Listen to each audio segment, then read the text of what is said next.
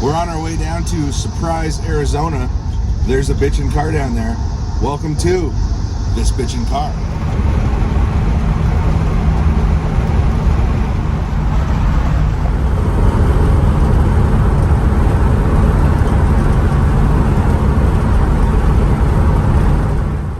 I'm in Surprise, Arizona. The last episode of this Bitchin car was a 1923 Ford. So we're gonna jump forward about 100 years.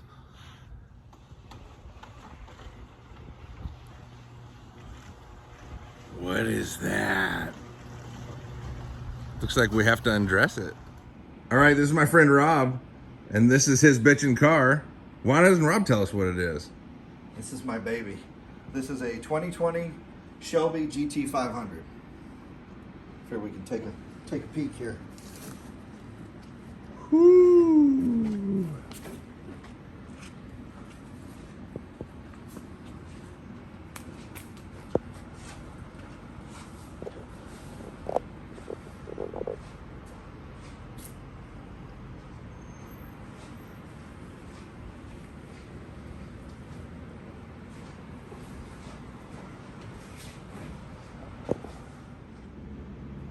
Well, that turned out to be a fact. Okay, so first, the GT500 and the GT350s back in the day used to mean the GT350 had 350 horsepower. The GT500 had 500 horsepower. But this one, factory, is a little more. Rob, how much is it? So stock configuration, these come out at 760 horsepower, 695 foot-pounds of torque. But this one, it's got a little extra love. It's got a track tune on it, pushes it up over 800 horsepower and just over 700 foot-pounds of torque. well, if I'm not mistaken, that's more than a Hellcat. It's more than most things on the road. All right, look at this on the supercharger. Hand built with pride, GT500, and the guy that built it.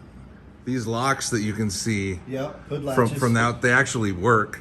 Yeah, it does have functional hood latches or hood locks, which I think is probably a great idea. I will tell you, I've been at speeds where I can see the hood giving a little bit of a flutter, despite being very aerodynamic, so it's a good thing to have those there.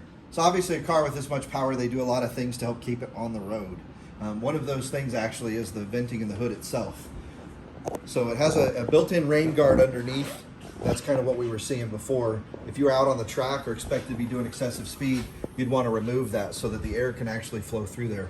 It helps cool the motor, obviously, and it also helps with downforce. And then obviously you have the spoilers and the wind splitters and the wickers and all the carbon fiber and everything that is designed to keep the car down on the ground. They say in combination together, they all provide somewhere around 500 foot-pounds of downward force to keep the car planted on the track. Obviously, if you're going to go real fast, you need to be able to stop. The car is equipped with massive disc brakes and massive Brembo calipers. That disc is huge. That's, oh my gosh. The disc on this car is bigger than a lot of people's wheels. That's got to be a 16 or 17 inch. God, that's huge. Yeah, I think the caliper itself is 13.5 inches. Well, that'll make you stop. They do add an additional gurney flap on the spoiler for the non-carbon fiber track pack version. Again, it's all about downward force, keeping this back end planted on the ground. It does have traction control, great traction control. It does have launch control. It does have all the electronic features that you would need out of something that produces that much power. This car is definitely performance, that's for sure. Recaro seats. Well, you gotta stay put. You gotta stay put. All right, Rob, tell me all this fancy stuff. So it's a modern car, and it's got all the bells and whistles that go with that. So it's operated by a 7-speed dual clutch transmission. You can see right here is your selector. It does have a manual mode, and it does have paddle shifters if you want to do the more performance-oriented driving. You can see by the controls on the steering wheel, you can select everything imaginable. I can adjust the suspension, I can adjust the feel of the steering, the output of the steering from the wheel there. You can select your various drive modes, and it's got it all. You've got your normal everyday drive mode, you've got city, you've got track, you've got drag strip, You've got launch control. And it has AC.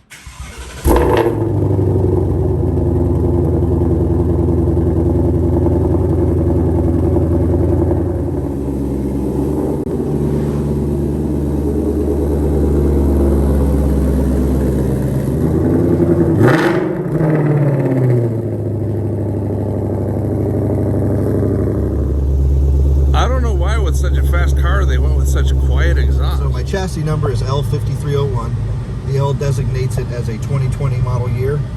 The number is number off the line. The cars themselves, when you really get down to it, what options, features, colors, etc., it really brings down the number of production. So I've been able to do some research, and my particular color with my particular options, there's less than 300 of these that were made in the year 2020. Now I'm gonna take a guess, see if I'm a dumbass on camera. Okay. Is this car race red? It is race red. It is race red. Not a dumbass this time. But those stripes, they're not factory. So on mine, they're not. It pisses off a lot of the purists. I did add those. I found such a good deal on a car that had every option I wanted except for the stripes. I couldn't pass it. So I added the vinyl stripes to it, and I added a clear bra over the entire car to protect it. A little tribute to Gone in 60 Seconds. Oh, there's another one. Obviously non-functional. My car, it actually just hides one of my charging points. But my kids thought that would be a pretty cool addition to the car. We saw a functional one of those in the last episode. So what does all of this cool shit do? Lots of goodies. So first one is drive mode. It's kind of self-explanatory. As you toggle through it, it'll actually display up on the dash, but it'll tell you what mode you're in. Normal drive mode for day-to-day. You can make a custom mode called My Mode, and you can literally fine-tune in My Mode what you want your suspension set at, how you want your steering, how you want your traction control, whether or not you want launch control. You can fine-tune everything with that. Sounds like that'd be a lot of fun just doing it. I have one that you're going to enjoy when we go for a ride. You can jump from My Mode to Sport Mode. It has some factory presets when it goes into Sport Mode. It's Sport response on the steering, Sport on the exhaust. It does have launch control as an option, and it uses the advanced traction control. And then you have Track Mode, which is just what it sounds like. It even gives you the warning, track use only. I have to acknowledge that. It puts everything in track. Sport handling, sport suspension, track suspension, advanced track is turned off because you wouldn't want that on the track. And it does have launch control when the emergency brake's not set like we have here. And in track mode, it doesn't. Oh, you do have a little speedometer on the right. So I do. But the big display is your TAC. Is your TAC? Yep. Nice. Yep. From track mode, you can actually jump up to the drag strip mode. The drag strip mode again makes you acknowledge a warning, and it does again change things. It puts your steering back to normal because you're going in a straight line, and it adjusts your suspension and the traction control for drag specifically. Wow. And then you kick from drag strip. You've got slippery for wet weather conditions, since these cars are for many a daily driver. My daily driver is just as scary as this, but this is not my daily driver. We will have a look at his daily driver in a future episode. For sure, for sure. So some of the other toggles, obviously, one is exhaust. It's actually a really nice feature. I'm sure Andy made a comment about how loud the exhaust is when the car starts. I actually have the option to quiet that down. So it has a normal exhaust mode. It has a sport exhaust mode, which is a little louder. It has a track mode. Again, we get that warning, which is the loudest option. And then it has a quiet mode. And you may notice the whole car just got quieter. The car quit shaking. And then normal stuff, push to start. You know, you got your emergency flashers and all your creature comforts, obviously. Your regular car stuff. The Shelbys do come with an oil pressure gauge, an oil temp gauge. It's not your normal Mustangs. Obviously for performance reasons, you need to be able to monitor what you're doing. And then there's a whole host of things I can continue to further fine tune on the steering wheel itself. So I can individually adjust my suspension or my steering based on what I want the car to do. Do I need my steering to be a little more responsive, a little softer, a little looser, a little more comfortable? The steering modes, when you change them individually, it has a normal mode. You have sport steering, so a bit more responsive. You have a comfort steering mode, so it kind of floats really smooth and easy. Lincoln mode. And then you go back to the normal steering mode. And when you're adjusting your suspension from the wheel, it's basically either sport or normal. And then it fine-tunes further if you go into track, drag, etc. Gotcha. Well, let's go for a ride, see how it does. Let's do it. I'm going to take you out to and see if we have the opportunity to maybe test out that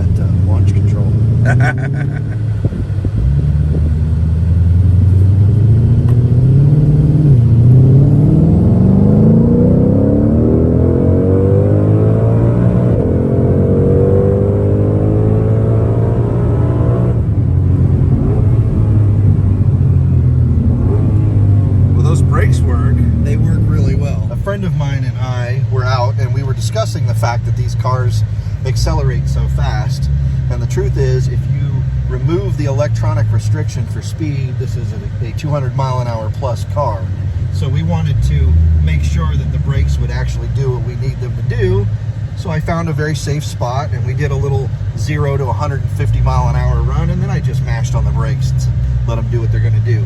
The fact is, the car stopped so fast and so hard that we were both beet red from the blood rushing to our faces, and it registered 1.97 G on the stop. That's pretty cool. Wicked right there. This car is fun. Let's go find the highway. You can change the modes and change stuff while you're driving on the fly. Yeah, some vehicles require things like no input from the gas pedal to switch between drive modes. Or, you know, it can't be mid-turn, things like that. And this vehicle will allow you to adjust everything on the fly. So it doesn't matter if you're mid-turn and change your steering, or mid-turn and change your suspension, or you're getting on the gas and you flip modes. The system will allow you to do that. So if you're tooling along on your way to church on Sunday, and some asshole pulls up next to you, you can show them what's up. The beauty of this car is it's so damn fast no matter what mode you're in that you really don't have to change anything for most of the assholes on the road. I can't remember if I mentioned this at the beginning, so I'm going to say it now. So I either will say it twice or just this one time. But this is the fastest production Mustang ever built. But not only that, it is the most powerful anything Ford has ever built. Ever. In the history of ever.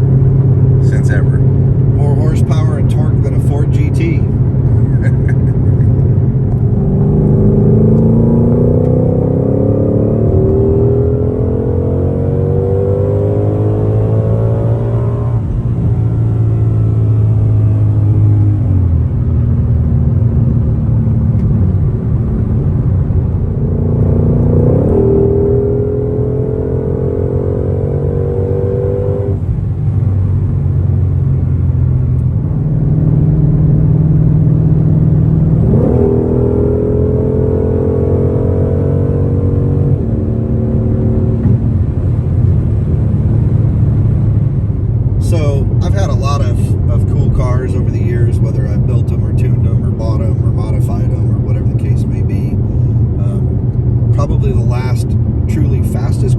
Started off as a 1998 Mustang Cobra, which was less than 300 horsepower from the factory.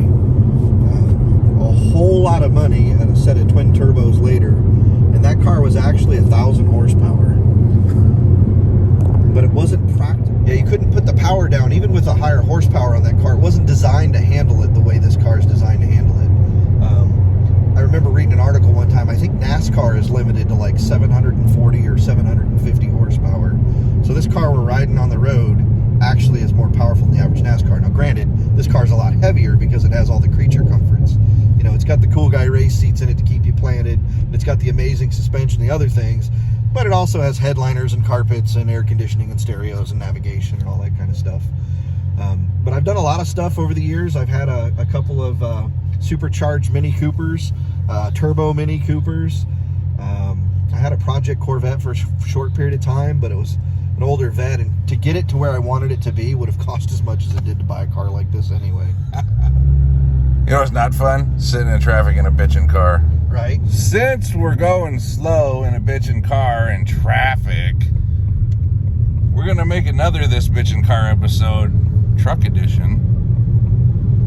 What is your other car? Your daily driver? So, my daily driver started its life off as an ordinary, regular cab, two-wheel drive, short bed Ford F-150. Has a 5-liter Coyote motor in it. Since then, it's been lowered.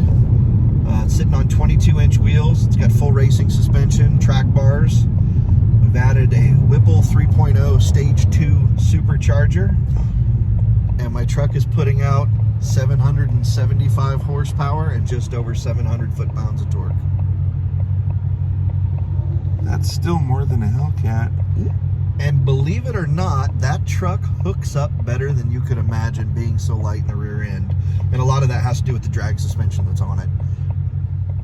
Now, I'll bet that's like a real sleeper, right? It just looks like a lowered truck. Yeah, most people see it and just assume that it's a regular cab F-150 sitting on a set of rims.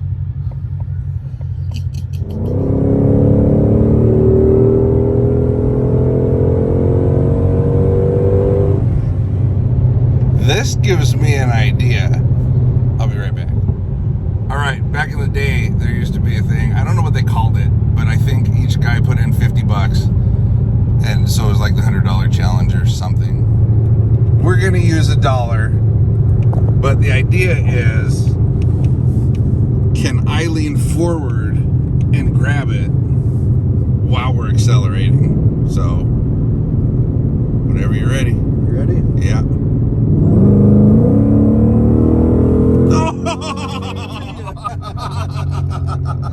All right, we should probably try it again to show it, but I couldn't. If the dollar didn't come back to me, I wouldn't have been able to get it. That's pretty funny. We'll try it again and see if the dollar will stay put. You ready? All right, we're gonna try it. Okay.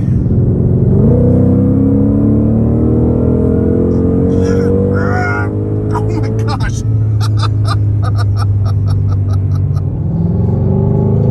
I haven't had my feet off the ground trying to use it as leverage. Nope, wasn't happening. Here's that dollar taunting me. All right, so you got these stripes that might upset the purists. Did you do anything else to the car that you think might upset the purists? I don't know. I can't really think of anything per se.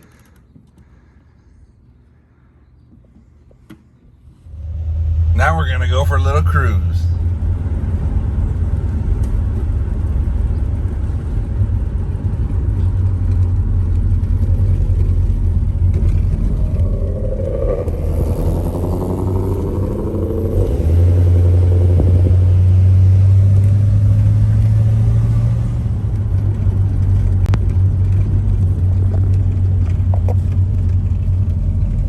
You got turn signals, how they started the inner one and worked their way.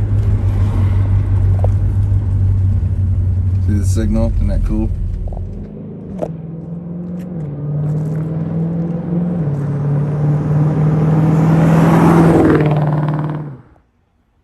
All right, Rob, thank you for sharing your bitchin' car on this bitchin' car. Absolutely. My pleasure. And I would be amiss, given my channel's mission statement, if I didn't thank Rob for his service, as he is retired. Retired Air Force. Yep. Nope. I was a master sergeant. Master Sergeant Yep. in the Air Force. Yep. Thanks for doing that for me. Yeah, I appreciate you.